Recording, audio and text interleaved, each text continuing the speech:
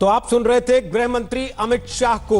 अब शुरुआत कर रहे हैं खबरदार की। मैं हूं आपके साथ रोहित सरदाना और आज की सबसे बड़ी और सबसे काम की खबर यही कि केंद्र सरकार ने भारत को अनलॉक करने का प्लान जारी कर दिया है और उसी पर केंद्रीय गृह मंत्री अमित शाह ने क्या क्या बड़ी बातें कही हैं। अनलॉक 1 का मतलब संयम के साथ आगे बढ़ना, सावधानी के साथ आर्थिक गतिविधि को आगे बढ़ाना, राज्यों के साथ तालमेल करके ही यहां तक पहुंचे हैं। यह बात भी केंद्रीय गृह मंत्री अमित शाह ने कही है और साथ ही कहा है कि राज्यों के साथ चर्चा करके ही ये सारी गाइडलाइंस जारी की गई हैं और कोरोना के खिलाफ हम जंग जीत कर रहेंगे। ये बात प्रधानमंत्री नरेंद्र मोदी ने आज ऑडियो संदेश में कही और अब गृह मंत्री अमित शाह ने भी दावा किया कि हम आत्मनिर्भर भारत बनाने में भी सफल होंगे। आपदा में अवसर तलाशने की जो बात प्रधानमंत्री नरेंद्र मोदी ने कही है उसमें आगे बढ़ने में कामयाब होंगे, क्योंकि दुनिया के मुकाबले भारत में संक्रमण कम है। भारत में मरने वालों का आंकड़ा भी दुनिया के मुकाबले काफी कम है और नरेंद्र मोदी ने देश को जोड़कर कोरोना की लड़ाई लड़ी है। यह बात भी गृह मंत्री अमित शाह ने कही है। उन्होंने दावा किया कि 41 करोड़ लोगों के खाते में पैसा डाला है केंद्र की सरकार ने। 3 करोड़ बुजुर्गों और दिव्यांगों को 2800 करोड़ रुपए उन तक पहुंचाए गए हैं। राज्यों को शुरुआती खर्चे के लिए 11,000 करोड़ रुपए मुहैया कराए गए हैं। यह बात भी गृह मंत्री अमित शाह ने कही है और साथ ही जो तमाम बड़ी बातें उन्होंने कही हैं वो हम आपको आगे फिर से सुनवाएंगे कि क्या क्या बड़ी चीजें अमित शाह ने अनलॉक 1 के बारे में कही हैं। लेकिन लॉकडाउन 4 के 68 दिन के बाद लॉकडाउन 5 नहीं आएगा, अब यह साफ हो गया है, बल्कि इसे अनलॉक 1 का नाम दे दिया गया। यह जिंदगी को सामान्य बनाने की दिशा में एक बड़ा कदम है। यह अनलॉक 1 1 जून से 30 जून तक चलेगा और इसकी गाइडलाइंस आज सामने आ गई है। आज इन गाइडलाइंस के बारे में आपको हम विस्तार से समझाएंगे। सबसे पहले अनलॉक 1 की बड़ी बात यह है कि शॉपिंग मॉल्स 8 जून से खुल जाएंगे। 8 जून से ही होटल, रेस्टोरेंट, सलून, ये सब चीजें भी खोल दी जाएंगी। 8 जून से ही धार्मिक स्थल शर्तों के साथ खुल सकेंगे।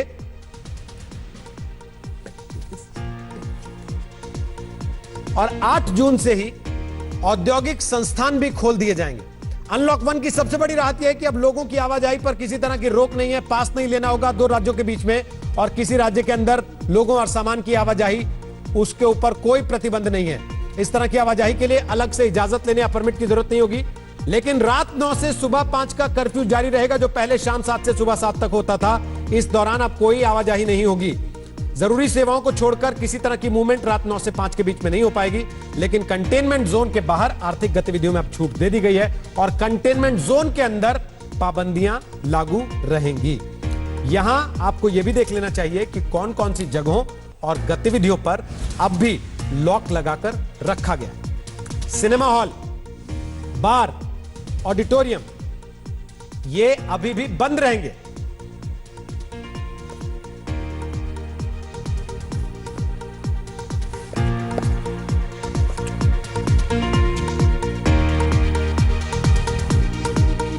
ऑडिटोरियम बंद रहेंगे, अंतरराष्ट्रीय उड़ानें बंद रहेंगी, मेट्रो सेवा, जिम, स्विमिंग पूल बंद रहेंगे, सांस्कृतिक और खेल आयोजन बंद रहेंगे, सामाजिक, राजनीतिक और मनोरंजन से जुड़े सार्वजनिक कार्यक्रम बंद रहेंगे।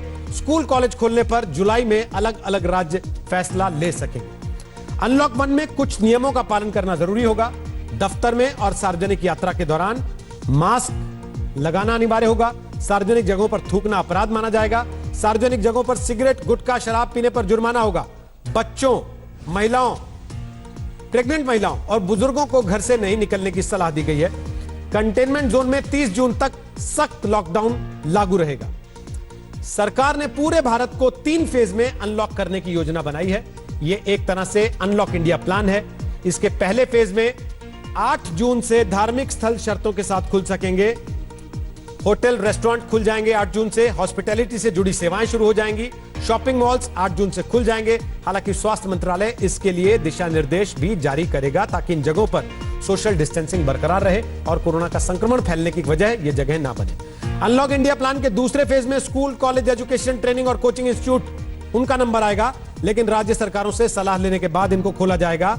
राज्य सरकारें बच्चों के माता पिताओं और संस्थानों के साथ बात करके इस पर फैसला करेंगी, लेकिन यह फैसला जून में नहीं होगा, जुलाई में मुमकिन है। और अनलॉक इंडिया प्लान के तीसरे फेज में कोरोना संक्रमण और उससे पैदा हुए हालात का जायजा लेने के बाद ही कुछ सेवाएं शुरू हो पाएंगी। इनमें खासतौर पर अंतरराष्ट्रीय उड़ानें, metro rail, cinema hall, gym, swimming pool, entertainment park, theatre, bar, auditorium और असेंबली हॉल, धार्मिक समारोह, राजनीतिक रैलियां, खेल के इवेंट और सांस्कृतिक समारोह भी शामिल हैं, जिन पर तीसरे फेज में फैसला होगा। यानी कि फिलहाल इन पर रोक रहेगी, किसी तरह के सामाजिक आयोजन अभी नहीं हो पाएंगे।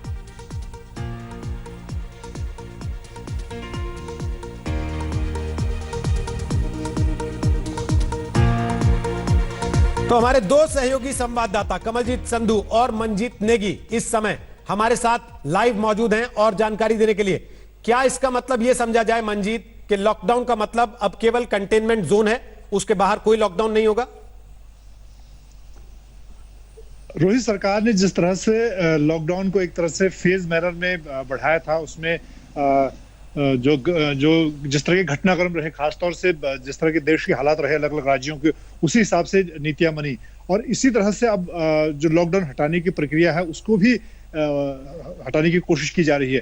केंद्र की कोशिश, जैसे कि जब तीसरी बार लॉकडाउन बढ़ाया गया था तो ये कोशिश की गई थी कि राज्यों को अधिकार दें, राज्य तय करें कि उनको किन चीजों से परेशानी हो रही है, कि किन चीजों को खोलना है। तो उसी कड़ी में कोशिश हुई है। एक बड़ा कदम जो राज्यों के अंदर की आवाजाही थी उसको लेकर जो लोग थे उनकी परेशानी थी, एक राज्य से दूसरे राज्य में जाने को लेकर परेशानी को केंद्र ने खत्म किया। तो ये एक बड़ा कदम है। अभी भी जो कई ऐसे चीजें हैं जो खोलनी बाकी हैं, लेकिन जैसा कि कंटेनमेंट जोन पर फोकस किया गया है कि अब जो ज्यादा प्रभावित इलाके हैं, जहां पर पूरी तरह से अभी हालात खराब हैं, वहां पर चीजों को केंद्रित किया जाए। बाकी जगह जो रोजमर्रा की गतिविधियां हैं, औद्योगिक गतिविधियां हैं, और जो लगातार सरकार की कोशिश है कि पोस्ट कोरोना जो एक बड़ा प्रभाव दिखेगा अर्थव्यवस्था पर, लोगों के जनजीवन पर, उसको पटरी पर लाने की जो प्रक्रिया है रोहित, उसको अभी से शुरू करने के लिए ये लॉकडाउन 1 के तहत जो ढील दी गई है राज्य वाइज, और राज्यों को ही काफी अधिकार दिए गए कि वो तय करें कि उनको कौन सी चीजें खोलनी है। जैसे स्कूल को लेकर जुलाई में फैसला होने की बात है। इसके अलावा कई चीजों की जो छूट दी गई है अलग अलग रोजमर्रा के जीवन में, उसमें राज्यों के अधिकार हैं, साथ ही सोशल डिस्टेंसिंग और कोरोना से लड़ने की जो लड़ाई के जो तरीके हैं वो भी शामिल किए गए हैं। कमलजीत संधू, एक चीज जो बड़ी हुई है वो ये कि अब एक राज्य से दूसरे राज्य में जाने के लिए कोई पास नहीं लगेगा, लोग आ जा सकेंगे, लेकिन इसमें भी कुछ चीजें राज्यों को तय करने के लिए छोड़ दी गई हैं। तो क्या यह समझा जाए कि दिल्ली से नोएडा, दिल्ली से गाजियाबाद, गुड़गांव से दिल्ली, फरीदाबाद से दिल्ली, इन जगहों पर आने जाने के लिए अभी भी राज्य सरकारों को आपस में सहमति बनानी है? ये बॉर्डर अभी खुलेंगे नहीं?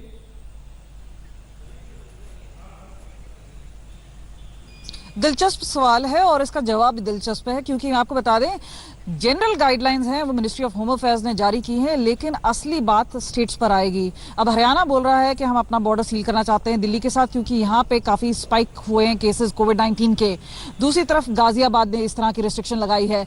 तो काफी हद तक जब एक बार जनरल गाइडलाइंस आ जाते हैं, जैसे पंजाब ने घोषणा कर दी है कि 30 जून तक वो लॉकडाउन रखेंगे, मध्य प्रदेश ने कहा है 15 जून तक लॉकडाउन रखेंगे, तो अपने हिसाब से हर राज्य को इतनी अनुमति है कि वो अपने जो कार्य क्षेत्र है उसमें, जो अपनी जुरिस्डिक्शन है उसमें वो अपने हिसाब से गाइडलाइंस ला सके।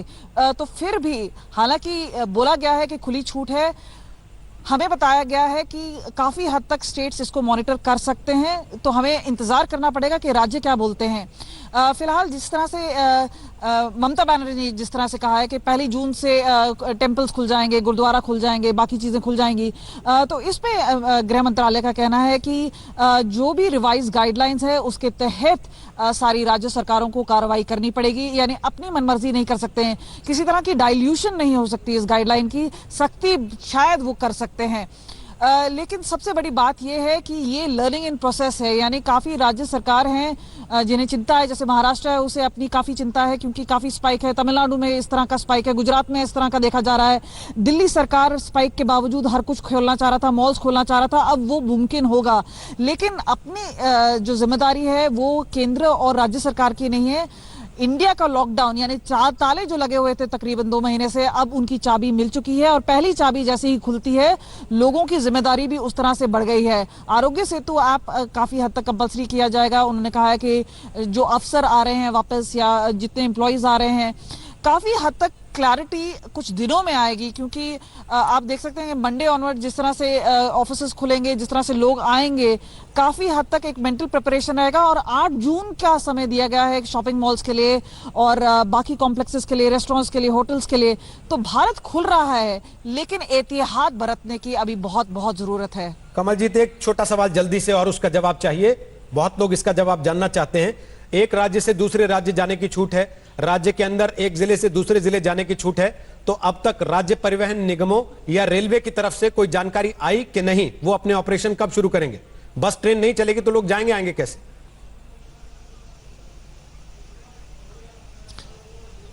खुलना जरूरी है और ये खुल भी जाएंगे। थोड़ा समय लगेगा और शायद इसलिए गाइडलाइंस शनिवार को लाई गई है ताकि इसका जो प्रिपरेशन है वो कर सकें।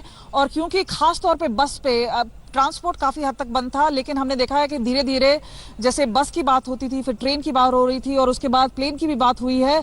अब क्योंकि खुलना शुरू हुआ है, ये काफी स्टेट्स इसे खोलेंगे क्योंकि काफी लोग फंसे भी हुए थे।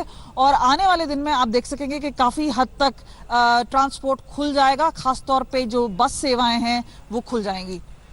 रेल को लेकर फैसला रेल मंत्रालय को करना है। कुछ हद तक ट्रेनें अभी चल रही हैं, लेकिन क्या लोकल ट्रेन्स को लेकर आपको लगता है जो राज्यों के भीतर स्थिति है उसका फैसला रेल मंत्रालय खुद लेगा या राज्यों पर छोड़ना चाहते हैं वो लोग?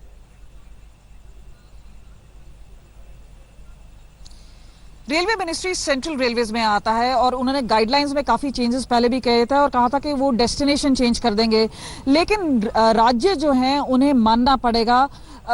इसमें काफी कुछ तय करेगा कि कौन ये जारी करना चाहता है, क्योंकि अभी तक हमने देखा है कि श्रमिक ट्रेन्स हैं या राजधानी ट्रेन्स अलाउ की गई हैं, लेकिन आहिस्ता आहिस्ता, ऐसा नहीं है कि ओवरनाइट हो जाएगा या बिल्कुल 24 घंटे के अंदर हो जाएगा, लेकिन आहिस्ता आहिस्ता ये सारी ढिलाई की जाएगी। और खास तौर पे क्योंकि आप अनलॉक बोल रहे हैं, तो इसी तरह अनलॉक बाकी सिस्टम होंगी, चाहे वो बस सेवाएं हैं, चाहे वो ट्रेन की सेवाएं हैं।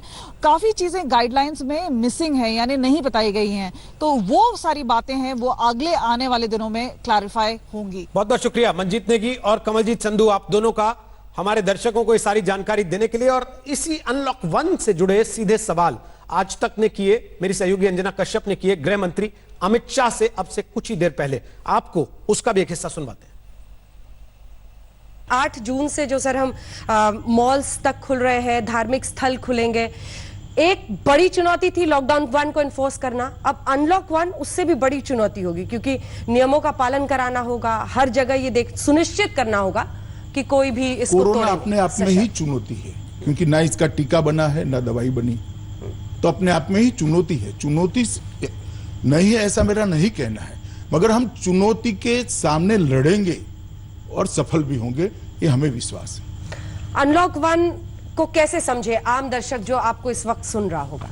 देखिए, अनलॉक 1 संयम के साथ गतिविधियों को चालू करना है, सावधानी के साथ कोरोना पर विजय प्राप्त करनी है और सबके सहयोग से इस संकट से बाहर निकलने का नाम है अनलॉक 1। अब देश के जिस हिस्से के अंदर ज्यादा कोरोना की बीमारी हो, कंटेनमेंट जोन राज्य बनाएंगे, वहां पर सारी जो प्रतिबंध है वो लागू रहेंगे और जहां पर समस्या थोड़ी सरल हुई है वहां पर गतिविधियां भी चढ़ेगी, जीवन भी फिर से पुनः दौड़ता होगा और हम आगे बढ़ेंगे। राज्य सरकारों के साथ चूंकि आप समन्वय कर रहे थे, तमाम चीफ मिनिस्टर्स, इससे पहले पीएम खुद बात करते थे, आप उस मीटिंग में रहते थे, बट इस बार लॉकडाउन 4 के अंत की तरफ आपने खुद तमाम मुख्यमंत्रियों से बातचीत की और फिर पीएम को ब्रीफ किया।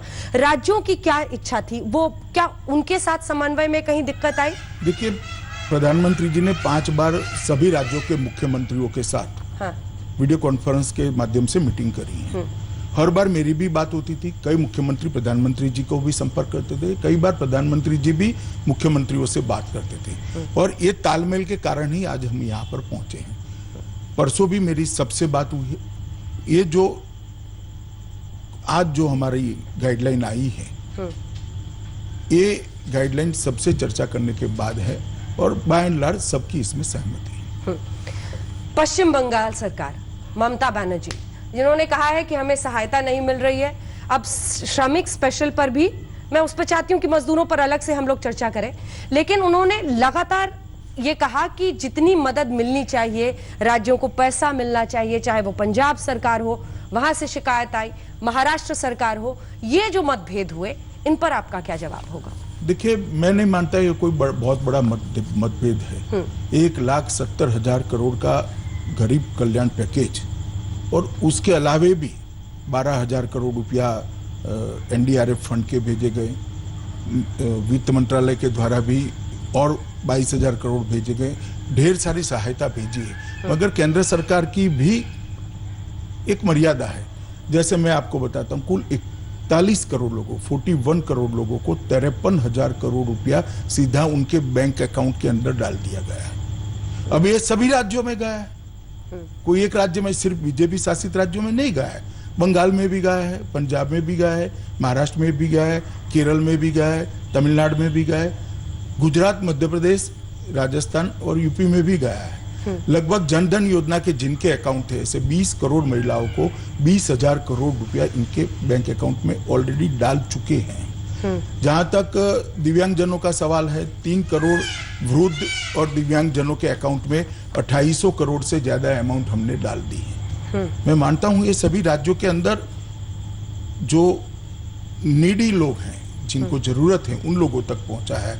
PM किसान योजना के तहत लगभग 8.25 करोड़ किसानों के बैंक अकाउंट में 16,394 करोड़ रुपया डाल दिया हमने। ये भी देश के सभी किसानों के वहां पहुंचा है। लगभग जो कंस्ट्रक्शन के काम में श्रमिक जुड़े हुए हैं, ऐसे 2.25 करोड़ श्रमिकों के अकाउंट में 4,000 करोड़ रुपया डाल दिया गया है। और लगभग अनाज की हम बात करें, जो भारत सरकार के द्वारा वितरित किया है, लगभग 36 प्रदेशों में लगभग 83.87 लाख मैट्रिक टन अनाज ये 3 महीनों में बांटा गया है। मैं मानता हूं ये सब राज्यों को ही दिया गया है। राज्यों को उनके खर्चे के लिए भी, शुरुआती खर्चे के लिए भी SDRF NDRF के तहत 11,000 करोड़ रुपया दिया गया। वित्त मंत्रालय ने भी अपनी पहली किस्त समय से पहले जारी कर दी, क्योंकि वो इसका समुचित उपयोग कर सके। और अब जो 20 लाख करोड़ का पैकेज हमने घोषणा किया है, वो 20 लाख करोड़ रुपए का पैकेज भी जिन जिन इकाइयों को मिलने वाला है, वो सभी राज्यों में है। लगभग 1.5 लाख टन से ज्यादा तो हमने दलहन भेजी है। ये सारी सहायता राज्यों को भेजी है, ऐसा नहीं है नहीं भेजी है। हाँ, अपना एक नजरिया होता है ज्यादा मांग करना और ज्यादा मोदी जी के साथ अपने राज्य का पक्ष रखना, इसमें मैं कोई बहुत बुराई नहीं देखता। ऐसा होता रहता है, राज्य मांगते भी है। परंतु मैं इतना सुनिश्चित रूप से कहना चाहता हूं कि इतनी बड़ी महामारी में आज तक के किसी भी संकट से ज्यादा पैसा भारत सरकार ने राज्यों को भेजा है। और अब रुख अगली खबर का। लद्दाख में भारत और चीन के टकराव का आज 26वां दिन है। पूरी दुनिया की नजर LAC पर हो रहे। LAC पर इस वक्त क्या हालात हैं और इस पूरे मामले में भारत किस तरह चीन को जवाब दे रहा है, इसे लेकर अब तक सारी खबरें सूत्रों से आती रही हैं। लेकिन आज तक के ई एजेंडा में देश के रक्षा मंत्री ने आज अपनी चुप्पी तोड़ दी है और पहली बार LAC के तनाव पर उन्होंने खुलकर बात की है। राजनाथ सिंह ने कहा है कि LAC पर भारत डटकर खड़ा हुआ है, देश का सिर नहीं झुकने देंगे। भारत के स्वाभिमान के साथ कोई समझौता नहीं होगा और आगे यह मामला सिर्फ कूटनीतिक बातचीत से ही सुलझ सकता है।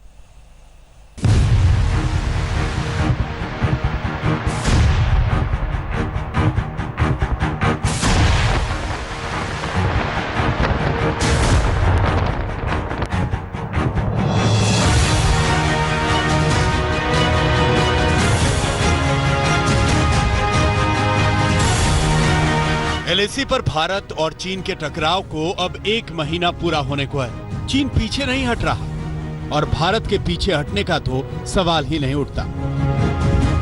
ऐसे में हर किसी के मन में यही सवाल है कि LAC पर भारत की रक्षा नीति क्या है, भारत चीन से कैसे निपटेगा। इन सारे सवालों के जवाब खुद रक्षा मंत्री राजनाथ सिंह ने आज तक के ई एजेंडा में दिए हैं। एक वर्ष पूरा भी नहीं हुआ कि 4-6 महीने के अंदर ही इस CDS को बनाने का काम हम लोगों ने पूरा कर दिया। भारत तो मानता है कि POK हमारा है, भारत तो मानता है कि POK हमारा है। Defence equipments, defence weapons export करने वाला देश बनना चाहिए। मैं समझता हूं कि जुलाई के अंत तक राफेल भारत की धरती पर होगा। देश के पास एक सशक्त नेतृत्व भी है, सक्षम नेतृत्व भी है।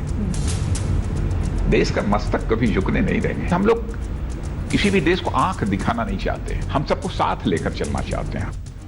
भारत चीन तनाव के इस दौर में चारों तरफ सूत्रों पर आधारित खबरें हैं। पिछले कुछ महीनों में बार बार ऐसी खबरें आई हैं कि चीन ने भारतीय जमीन पर अवैध कब्जा करने के लिए बड़े पैमाने पर सैन्य टुकड़ियां बॉर्डर पर इकट्ठा की हैं और अलग अलग जगहों पर वो LAC के मूल स्वरूप को बदलना चाहता है। सैटेलाइट की तस्वीरों से भी बार बार चीन के भूमाफिया जैसे इरादों की पुष्टि हुई और पिछले 5 मई के झड़प के बाद चीन ने स्थायी कैंप बनाने की कोशिश की है। इन तमाम खबरों, सैटेलाइट तस्वीरों की जानकारियों के बीच रक्षा मंत्री राजनाथ सिंह ने लद्दाख में भारत और चीन के टकराव पर पहली बार मोदी सरकार का पक्ष रखा है और उन्होंने देश को भरोसा दिया है कि भारत का स्वाभिमान हर हाल में बरकरार रहेगा। भारत एक परिपक्व देश की तरह लाइन ऑफ एक्चुअल कंट्रोल पर इस पूरे मुद्दे को डील कर रहा है। वो सारी खबरें आती भी हैं, मुझे मालूम है कि आप लोग बहुत स्तर पर, चीन जैसे पड़ोसी देश के साथ हम बहुत स्तर पर डील करेंगे, लेकिन एक रक्षा मंत्री के तौर पर आप LAC की मौजूदा स्थिति को कैसे कहेंगे और देश को क्या आश्वासन देना चाहेंगे? मैं देश को इतना ही आश्वासन देना चाहता हूं कि पूरी तरह से देश को आश्वस्त रहना चाहिए कि हम किसी भी सूरत में भारत के स्वाभिमान पर चोट नहीं पहुंचने देंगे। वैसे भारत की बहुत ही स्पष्ट नीति रही है कि हम अपने पड़ोसी देशों के साथ अपने रिश्ते अच्छे बनाकर चलें। हमने रक्षा मंत्री राजनाथ सिंह से उन रिपोर्ट्स पर भी सवाल पूछा जिसमें यह कहा जा रहा है कि चीन ने कई इलाकों में घुसपैठ कर ली है और कुछ स्थानों पर चीनी सैनिक भारतीय जमीन में घुस आए। राजनाथ जी, बहुत सारे लोगों को उन रिपोर्ट से भी बड़ा डर लगा कि बड़े अंदर तक घुस आए हैं चीनी सैनिक। ऐसा है या सब मतलब पूरी स्थिति हमारे नियंत्रण में है? देखिए, चाइना का बहुत पहले से यह मानना है कि लाइन ऑफ एक्चुअल कंट्रोल है। हाँ। कुछ स्थानों पर तो वो स्वीकार करते हैं, कुछ स्थानों पर मानते हैं कि भाई लाइन ऑफ एक्चुअल कंट्रोल ये जो है वह लाइन नहीं है जो कि भारत और चाइना को जो विभाजित करती हो। तो उनका क्लेम है कि आगे तक है और हम लोगों की भी कुछ स्थानों पर इसी प्रकार की एक धारणा है। तो हमारी पेट्रोलिंग कभी LAC तक होती है, कभी उनके लोग भी LAC क्रॉस करके इधर आ जाते हैं।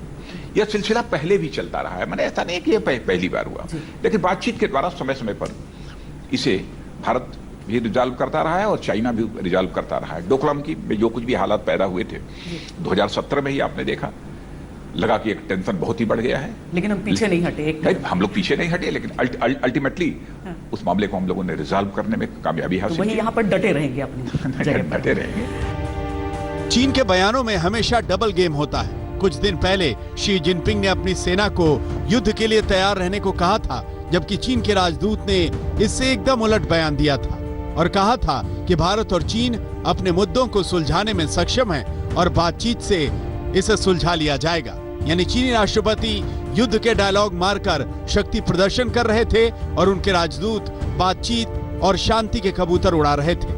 ऐसे में रक्षा मंत्री राजनाथ सिंह ने आज तक के ई एजेंडा के मंच से सीधे बीजिंग तक कई संदेश भेजे। उन्होंने इस बात पर जोर दिया कि भारत का कड़ा रुख सिर्फ शांति के लिए है। भारत किसी को आंख नहीं दिखाना चाहता, लेकिन इसका मतलब ये भी नहीं है कि LAC पर भारत किसी भी हरकत को हमेशा सहता रहेगा। क्योंकि चीन के साथ जो हमारी सीमा रही है, ये तो हमेशा से एक विवाद का कारण रहा है और वो परसेप्शन की बात आ जाती है इस वजह से। परसेप्शनल डिफरेंसेस रहे हैं। भारत चीन की सीमा को लेकर परसेप्शनल डिफरेंसेस तो रहे हैं, इस सच्चाई को कोई नकार नहीं सकता। लेकिन आज कोई हमें आर्म ट्विस्ट नहीं कर सकता है 1962 की तरह। कोई प्रश्न ही नहीं, इसके बारे में तो सोचा भी नहीं जा सकता। देखिए, एक तो देश के पास एक सशक्त नेतृत्व भी है, सक्षम नेतृत्व भी है। देश का मस्तक कभी झुकने नहीं देंगे, यह भरोसा तो देश की जनता को है। मैं समझता हूं देश की जनता को मुझे आश्वस्त करने की जरूरत नहीं है, देश की जनता को यह भरोसा है। लेकिन यह भी मैं बतलाना चाहता हूं कि हम लोग किसी भी देश को आंख दिखाना नहीं चाहते, हम किसी के अंदर भय नहीं पैदा करना चाहते, हम सबको साथ लेकर चलना चाहते हैं। हमारी कोशिश यही है। भारत और चीन के विवाद में अमेरिका ने जब मध्यस्थ बनने की पेशकश की तो भारत और चीन दोनों ने इस मामले में किसी तीसरे पक्ष के घुसपैठ से इनकार कर दिया। अमेरिका को शामिल करने से ये पूरा मामला और जटिल हो सकता है और ये बात भारत और चीन दोनों ही अच्छी तरह जानते हैं। रक्षा मंत्री का संदेश एकदम साफ था कि चीन के साथ भारत का ये विवाद, ये संघर्ष, ये तनाव सिर्फ कूटनीतिक बातचीत के जरिए ही सुलझ सकता है। मध्यस्थता का कोई स्कोप नहीं है, जो अमेरिका की तरफ से कहा जाता है, मध्यस्थता का कोई स्कोप नहीं। कल हमारी जो वहां के डिफेंस मिनिस्टर अमेरिका के होते हैं, जिन्हें कि सेक्रेटरी डिफेंस बोला जाता है, उनके साथ भी हमारी बातचीत हुई थी। मैंने उनको ये बताया कि भारत में स्वयं इस प्रकार का एक मैकेनिज्म हम लोगों ने पहले से ही डेवलप कर रखा है कि यदि किसी भी प्रकार की कोई प्रॉब्लम भारत और चाइना के बीच खड़ी होती है तो उसे मिलिट्री डायलॉग और डिप्लोमेटिक डायलॉग के द्वारा हम उसको रिजॉल्व करते हैं। यह बात कल मैंने सेक्रेटरी डिफेंस जो यूएस के हैं उनको भी मैंने कहा है और वो मैकेनिज्म है हमारा, उस आधार पर बातचीत चल रही है। राजनाथ के शब्दों में सरकार की वाणी है। सरकार ने यह साफ कर दिया है कि चीन के मामले में किसी तीसरे की जरूरत नहीं है और आगे यह मामला बातचीत की टेबल पर जाएगा। लेकिन यह भी सच है कि अब तक चीन से डिप्लोमेटिक और मिलिट्री लेवल पर जो भी बातचीत हुई है उसका कोई नतीजा नहीं निकला। आगे ये देखना होगा कि बॉर्डर पर यह तनाव कम होता है या नहीं, चीन पीछे हटता है या नहीं। दिल्ली से श्वेता सिंह के साथ आज तक ब्यूरो। और चीन के ही मसले पर आज तक ने केंद्रीय गृह मंत्री अमित शाह से भी सवाल पूछा। चीन को लेकर अभी देश में बड़ी चिंता है, जिस तरह की परिस्थिति इस लद्दाख में बनी हुई है, इस पर क्या जानकारी देंगे आप, जिसके बाद मैं अगला प्रश्न करूं। देखिए, जहां तक चीन का सवाल है, मैं इतना ही कहता हूं कि डिप्लोमेटिक स्तर पर और सेना के माध्यम से बातचीत चालू है, परंतु एक बात निश्चित है कि नरेंद्र मोदी सरकार भारत की सीमाओं की सुरक्षा के लिए और भारत के सार्वभौमत्व के लिए कटिबद्ध है। इसकी कुछ भी हानि हम नहीं होने देंगे। बात लेकिन दूर तक गई जब डोनाल्ड ट्रंप, अमेरिकी राष्ट्रपति, ने ट्वीट कर दिया कि प्रधानमंत्री ने कहा है कि वो ठीक मूड में नहीं है इसको लेकर। आपको लगता है कि चलिए, मैं अमेरिकी राष्ट्रपति के ट्वीट पर कोई टिप्पणी करना नहीं चाहता हूं, परंतु मैं इतना कहता हूं कि हमारी सीमाओं की सुरक्षा और हमारे सार्वभौमत्व पर नरेंद्र मोदी सरकार जरा भी कोताही नहीं दिखाई और हम किसी भी दूसरे देश के बीच में इंटरवेंशन के लिए बात कभी नहीं कर रहे हैं। कभी नहीं कर रहे। चीन एक नहीं कई मोर्चों पर लड़ रहा है और यह उसकी सबसे बड़ी मुसीबत है। भारत और चीन ने अमेरिका की मध्यस्थता का ऑफर ठुकरा दिया और इसके बाद अमेरिका के राष्ट्रपति डोनाल्ड ट्रंप ने सीधे चीन और WHO को निशाने पर लेकर एक के बाद एक कई हमले शुरू कर दिए।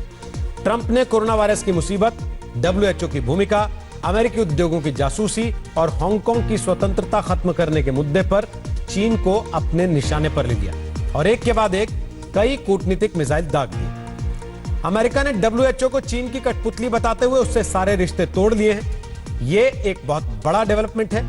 ट्रंप ने कहा है कि चीन हर साल सिर्फ $4 करोड़ WHO को देता है, जबकि अमेरिका हर साल $45 करोड़ WHO को देता है।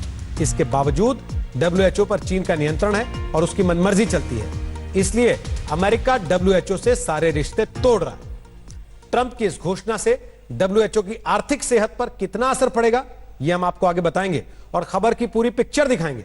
लेकिन उसके पहले यह देख लीजिए कि किस तरह ट्रंप ने चीन और WHO पर अपने कूटनीतिक मिसाइल्स दाग दिए।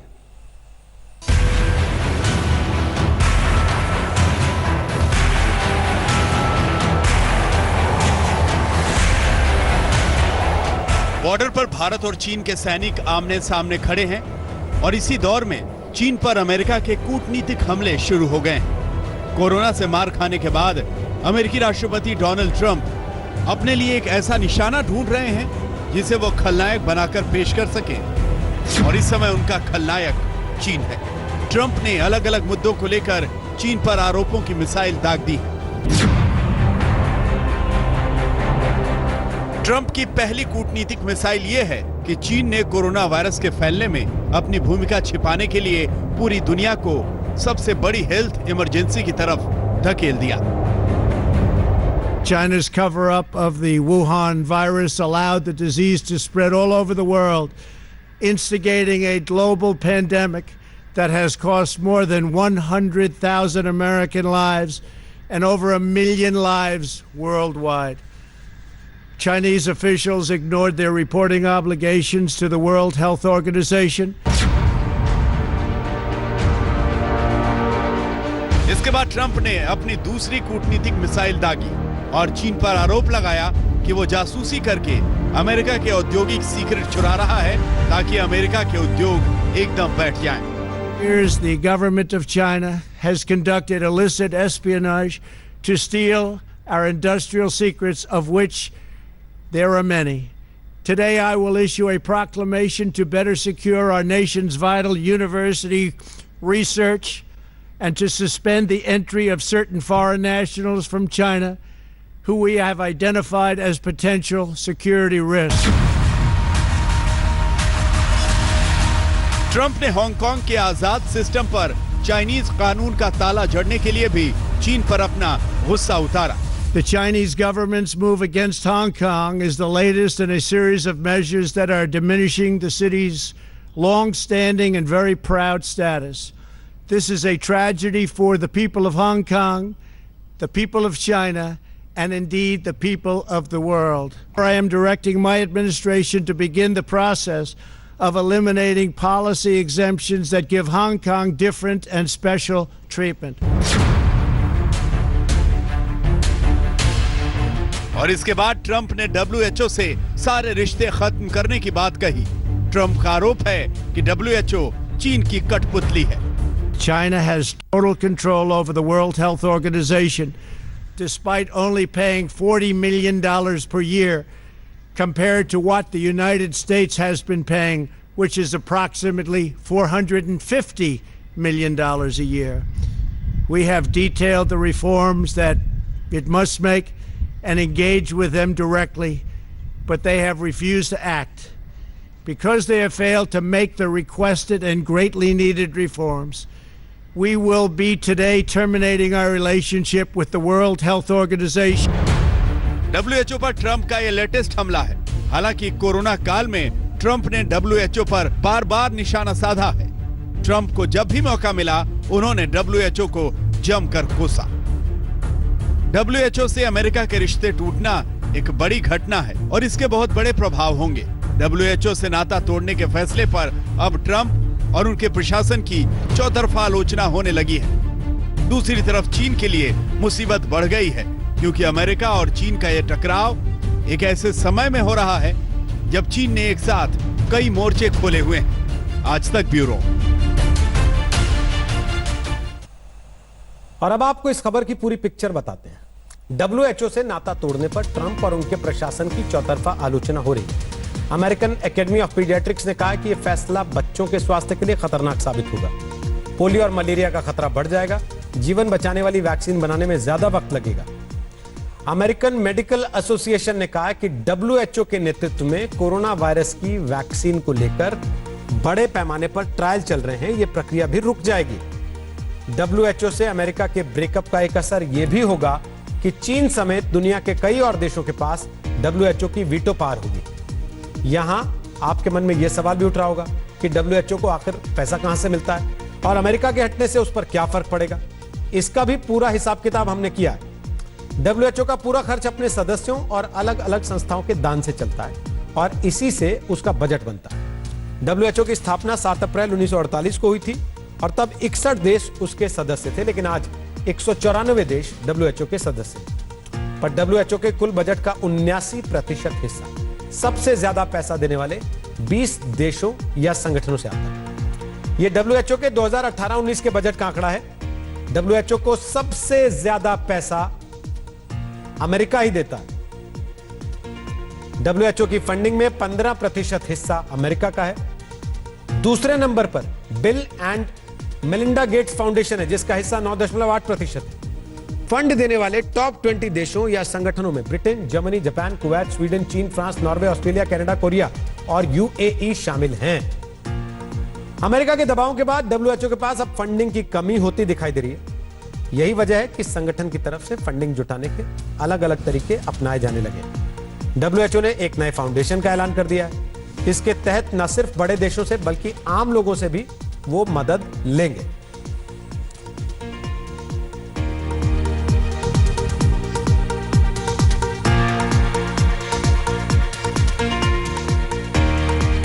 और इसी के साथ एक छोटा सा ब्रेक लेंगे, लेकिन आप देखते रहिएगा आज तक। तो नरेंद्र मोदी की अगुवाई वाली सरकार ने दूसरे कार्यकाल का पहला साल आज पूरा कर लिया है और इसी मौके पर प्रधानमंत्री नरेंद्र मोदी ने देशवासियों के नाम एक चिट्ठी लिखी और एक ऑडियो संदेश भी जारी किया। आज तक ने बीजेपी के अध्यक्ष जेपी नड्डा से इसी बारे में बात की। इतनी बड़ी पार्टी आप क्या कर रहे हैं इस लॉकडाउन के समय में? क्योंकि मंत्री तो अपना रिपोर्ट कार्ड अलग देते हैं, लेकिन पार्टी, इतनी बड़ी पार्टी, सबसे अधिक सदस्य, वो क्या कर रही है? देखिए, मुझे खुशी है आपको बताते हुए कि भारतीय जनता पार्टी ने लॉकडाउन में सामान्य स्थिति से भी ज्यादा काम करने का बेड़ा उठाया। प्रधानमंत्री मोदी जी की जो इच्छा थी उसके साथ चट्टान के साथ सारी पार्टी खड़ी रही और इसीलिए हम लोगों ने वर्चुअल मीटिंग के माध्यम से, वीडियो कॉन्फ्रेंसिंग के माध्यम से सारी पार्टी को राष्ट्रीय स्तर से लेकर के मंडल तक उसमें एक्टिविटी को जनरेट किया। आपकी बैठकें चल रही हैं? हमारी बैठकें चल रही हैं। I have taken approximately 130 video conferences. अच्छा। And approximately 160 hours I have been on video conferences. It's not only me, सारे स्टेट प्रेसिडेंट्स, सब लोगों की अगर हम वीडियो कॉन्फ्रेंस मिला लें तो कम से कम 6000 वीडियो कॉन्फ्रेंसेस हुई हैं। अच्छा। और हमारे सारे डायरेक्शंस सेंटर से स्टेट को, हर तीसरे दिन हमारे नेशनल ऑफिस बेयरर्स की मीटिंग, हर 5 दिन के बाद हमारे national office bearers plus state presidents, state general secretaries की मीटिंग, और वैसे ही वो अपनी मीटिंग हर स्टेट्स में ले रहे हैं। और हम लोगों ने प्रोग्राम चलाया। सबसे पहली बात थी कि इस लॉकडाउन की अवस्था में हमको काम करना है, तो काम करने के लिए हमने फीड द नीडी प्रोग्राम, इस प्रोग्राम को शुरू किया। और फीड द नीडी प्रोग्राम में हम लोगों ने लगभग 19 करोड़ फूड पैकेट्स जरूरतमंदों तक पहुंचाए। अच्छा। और इसके साथ साथ लगभग 4 बीजेपी के वर्कर्स, बीजेपी के वर्कर्स, लाखों वर्कर्स। इसका सरकार से लेना देना? इसका कोई सरकार से लेना देना नहीं। और and it was on a day to day basis report. Every day every state has sent its report. कितने लाख कार्यकर्ता लगे, कितने लाख पैकेट्स पहुंचाए गए, कितने लाख का डिस्ट्रीब्यूशन हुआ है। और उसी तरीके से राशन, मोदी किट के नाम से वो राशन पहुंचाने का भी काम हम लोगों ने किया। और वो राशन 10 दिन का राशन, 20 दिन का राशन, 1 महीने का राशन, ऐसे हमने 4 करोड़ राशन किट्स भी हमने, मोदी किट्स भी हमने बांटे हैं। इसी के साथ साथ फेस कवर लगभग 5 करोड़ फेस कवर्स हम लोगों ने बांटे हैं।